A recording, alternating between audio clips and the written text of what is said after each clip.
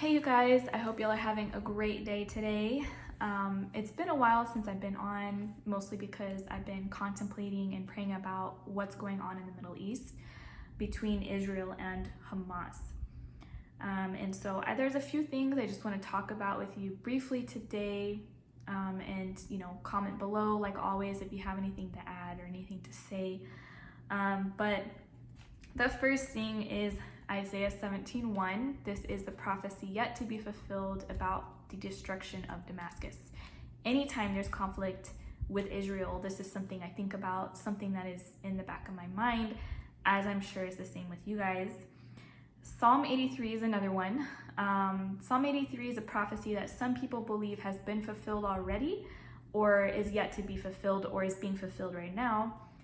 Or it could also be a dual prophecy where there's two different fulfillments of the same prophecy. So I want to read two verses to you guys, just so you can see how it relates with the conflict that is going on right now. The first one is verse 4 of Psalm 83. They have said, "Come and let us cut them off from being a nation, that the name of Israel may be remembered no more." The second one is verse 12, who said, "Let us take for ourselves the pastures of God for a possession." The reason I read these two for you guys is because it has to deal with wiping Israel off the map. Basically, we don't want them to be a nation anymore, is what these people are saying. Okay, and then also the taking the pastures of God for a possession. So the argument over the country's boundaries, over the land, over the Temple Mount. Okay, so this is a conflict that has been in this vicious cycle, a roller coaster ride for pretty much all of time, right? There's always been conflict in the Middle East. And so unfortunately, the Middle East and the world in general is not going to have true peace at a national level until the millennial kingdom. And that's because Jesus will be ruling as a righteous ruler, and that will bring us true peace. But until then, we're going to have a lot more unrest, and we know from Bible prophecy that even if this is not being fulfilled right now, that this will be fulfilled in the future. So we will continue to see unrest. And there's usually some type of peace agreement or peace deal or whatever that kind of stops it temporarily, or a ceasefire or something, and then it just starts all over again at some other time. And with many little mini conflicts within the middle of it, rockets being fired and this and that. This isn't anything new to us, unfortunately. But I believe that one of these peace deals is going to allow Israel to rebuild the third temple, okay? And so will that come after this conflict? Will there be some kind of peace agreement that allows that? I don't know. This is speculation, you guys. This isn't like God speaking to me and saying that this is going to happen. I'm interested to know what you guys think.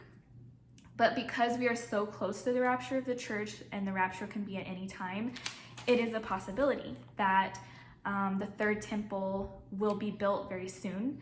And the third temple has to be in place before, or in the midpoint of the tribulation period, before the midpoint of the tribulation period, because the Antichrist will go declare himself as God in the third temple at that time.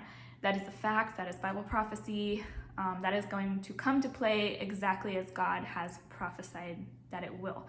So we don't have any doubt about that. There's no speculation about that. That's going to happen. So we know the third temple has to be built by then. It can be built very fast.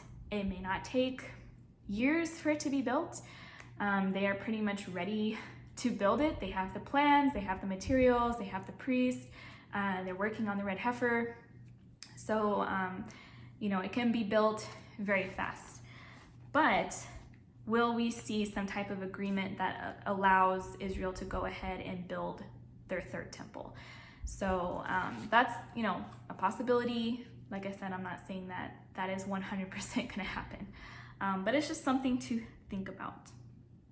And it can be distressing to us whenever, for those of us who study Bible prophecy, to really not know, like we really don't know exactly how things are going to play out. We know according to some Bible prophecies what will happen, such as that third temple being in place at the midpoint of the tribulation. We know that 100% for sure. But how we get there, those are some things that we are thinking out loud about the timeline of certain things. Not the timeline of the rapture. The rapture happens before the 7-year tribulation, and then the 7-year tribulation and second coming and millennial reign, all of that, right? So not in regards to that timeline, but in the timeline of other things, that's, we are thinking out loud about certain things, about what might happen. But all in all, even though we don't fully understand, we can still have peace in Jesus because we know God is in control, okay? We have our faith in him, and so we may not know exactly why things are happening or when they're gonna happen, but we know that it's all for his plan and it's all in his perfect timing. So I want to leave you guys with that encouragement, that if we're kind of struggling to understand what's going on, we can still fully rest in Jesus and know that things will happen exactly the way they're supposed to happen because God is 100% in control. And that is not debatable at all. That is fact as well. So anyways, you guys, I hope you have a great rest of your day. God bless you, and I will see you in the clouds very, very soon. It is a great day to be raptured.